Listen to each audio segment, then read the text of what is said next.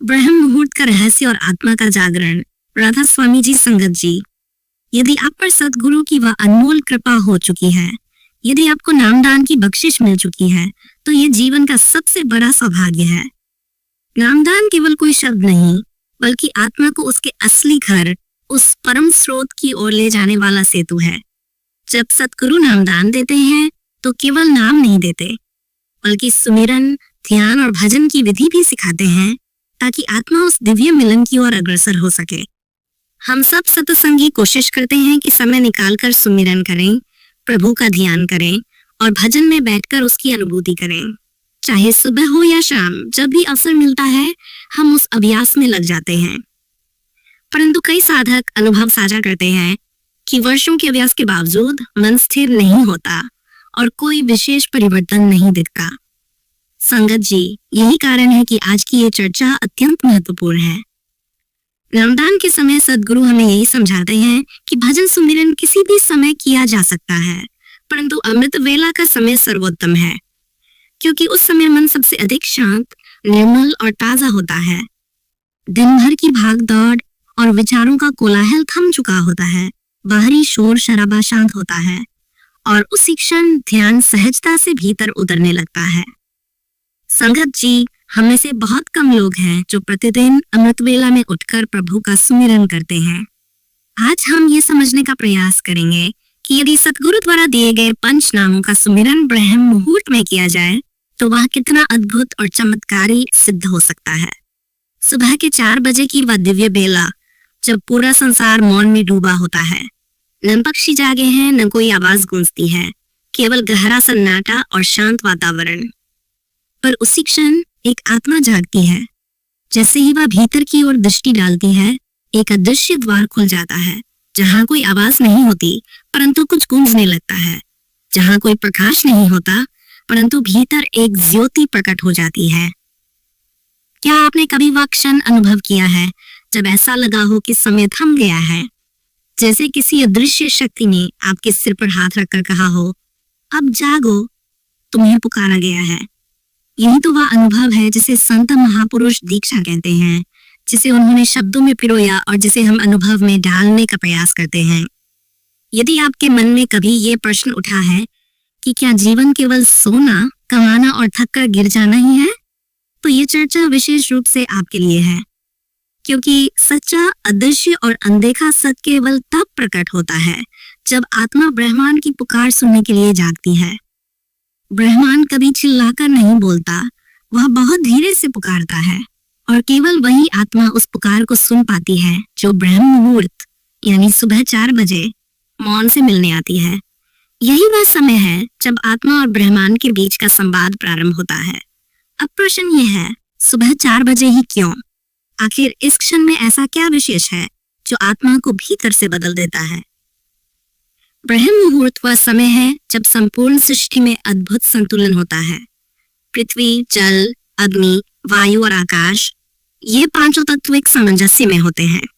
सूरज क्षितिज से बाहर नहीं निकला होता, पर उसकी कोमल किरणें आकाश को छू रही होती हैं। वातावरण में एक निर्मल ऊर्जा तैरती है, जैसे पूरी सृष्टि आपकी प्रतीक्षा कर रही हो। यही वह क्षण है जब पक्षी पहली बार अपने पंख फड़फड़ाते हैं, पेड़ों की पत्तियां मन समीर से हिलती हैं और संत, साधु, तपस्वी अपनी साधना में लीन हो जाते हैं, क्योंकि यही समय आत्मा और ब्रह्मांड के बीच का अदृश्य सेतु है। जब आप ध्यान में बैठते हैं, तो विचार स्वयं शांत हो जाते हैं और भीतर गहरा मौन उतर आता है। इस क्षण में प्रार्थना शब्दों से नहीं, बल्कि भावनाओं से निकलती है। आप कुछ नहीं करते, फिर भी सब कुछ खंडित होता चला जाता है। आत्मा जागती है, विस्तृत होती है और परमात्मा के सानिध्य को अनुभव करती है। परंतु ये केवल जान नहीं, ये अनुभव का विषय है, और अनुभव के लिए केवल जानकारी नहीं, तैयारी चाहिए, शरीर, मन और आत्मा की। ब्रह्म मुहूर्त हमें हर दिन आमंत्रण देता है, पर उसे स्वीकार करने के लिए हमें भीतर स्थिरता, पवित्रता और सजगता का अभ्यास चाहिए। अब प्रश्न उठता है, जब ये समय इतना पवित्र और शक्तिशाली है, तो हम में से अधिकांश लोग इसे क्यों खो देते हैं? उत्तर है, वह अदृश्य युद्ध जो हर साधक के भीतर चलता है। आत्मा जानना चाहती है और शरीर और मन उसे रोकते हैं। अलार्म बजता है, उंगली तुरंत उसे बंद कर देती है और आंखें फिर नींद में चली जाती हैं। सुबह 4 बजे उठना केवल शरीर का नहीं, बल्कि मन और आत्मा का संघर्ष है। महापुरुषों ने कहा है, आलस्य कोई थकान नहीं, बल्कि आत्मा को धोखा देने वाला सबसे पुराना छल है। शरीर कहता है मैं थका हूँ, और आत्मा पुकारती है मैं तो जागने के लिए ही बनी हूँ। यही वह क्षण है जब आपको निर्णय लेना होता है, क्या मैं आराम चुनूंगा या आत्मा का विस्तार। पहले 3 दिन शरीर भारी लगेगा, 5 दिन तक मन बहकाएगा, पर 7वें दिन भीतर एक गहरी शांति उतरने लगेगी।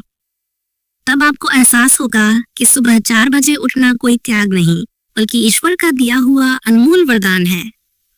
ये निर्णय केवल एक बार नहीं होता, हर सुबह, हर अमृत वेला में आपको ये चुनाव फिर से करना होता है। क्या मैं नींद में डूब जाऊंगा या याद रखूंगा कि मैं आत्मा हूँ जो ब्रह्मांड से मिलने जा रही है।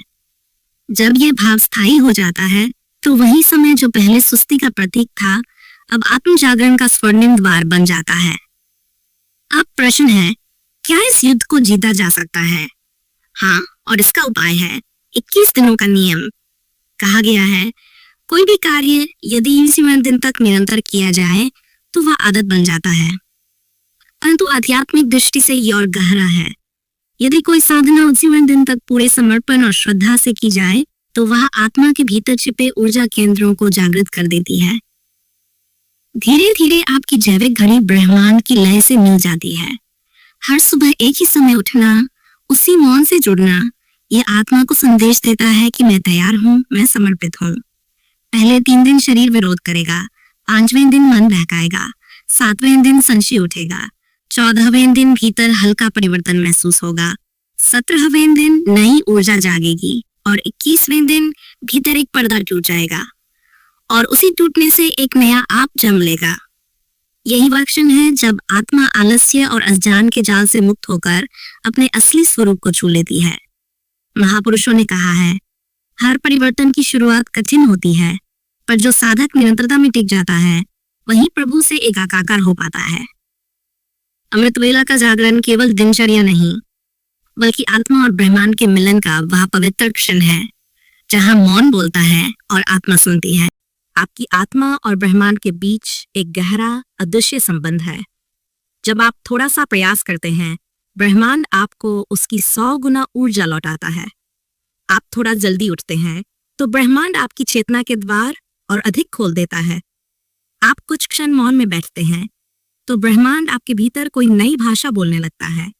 यही 20 दिनों का अभ्यास वह पुल है जो आत्मग्रह से निकलकर आत्म साक्षात्कार की ओर ले जाता है। यह कोई साधारण नियम नहीं, बल्कि एक सिद्धांत है, एक दिव्य विज्ञान जिसे हर उस साधक ने अपनाया जिसने स्वयं को बदल डाला और अपने भीतर प्रभु की झलक पाई। अब प्रश्न यह है, क्या सचमुच ब्रह्मांड हर सुबह 4 बजे अपने द्वार खोलता है? क्या वास्तव में उस क्षण ब्रह्मांड हमारे लिए उपलब्ध हो जाता है? हाँ संगत जी, उस समय आप उस सीमा रेखा पर पहुंच जाते हैं जहां अदृश्य ब्रह्मांडीय तरंगे आपकी आत्मा को स्पर्श करने लगती हैं। समझ लीजिए, 21 दिन का नियम केवल अभ्यास नहीं, बल्कि आत्मा की शुभ ऊर्जा को पुनर्जीवित करने की प्रक्रिया है। सुबह 4 बजे का समय केवल घड़ी की सुई नहीं, बल्कि एक अदृश्य ऊर्जा मंडल है जहां अस्तित्व का हर तत्व संतुलन में होता है। जब रात का तीसरा पहर समाप्त होता है और अंधकार अपनी अंतिम सांसें गिन रहा होता है, उसी क्षण पृथ्वी पर एक दिव्य घटना घटती है।